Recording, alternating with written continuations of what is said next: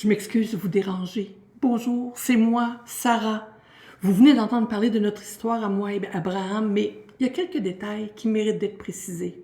Bon, vous savez déjà que j'ai changé de nom. Je suis passée de Saraï à Sarah pour marquer mon état de femme libre. Quelle joie que de ne plus être la possession de quelqu'un. Quel Dieu aimant et unique que ce Dieu qui nous veut libres. C'était une façon assez révolutionnaire de penser la femme à notre époque. D'ailleurs, Dieu me l'a fait à moi aussi la promesse que je serais importante dans l'histoire.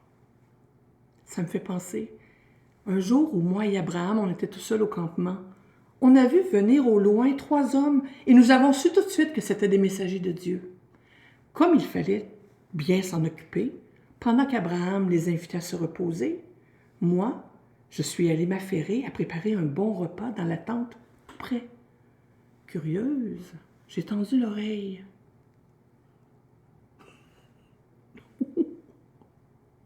Je les ai entendus dire, dans 1 an, Sarah aura un fils. Je pouvais pas faire autrement que rire parce que j'étais déjà tellement âgée, vous comprenez, pour moi, c'était pas possible. Mais croyez-le ou non, 1 an plus tard, tout est arrivé comme ils l'ont dit. Après la naissance de notre fils Isaac, un soir où Abraham et moi nous regardions les étoiles dans le ciel, nous avons dû reconnaître que pour Dieu, rien n'est impossible. Rien n'est impossible à Dieu. J'aimerais bien que vous ne m'oubliez pas. D'ailleurs, maintenant, vous pouvez me voir sur la frise du temps juste à côté de mon mari.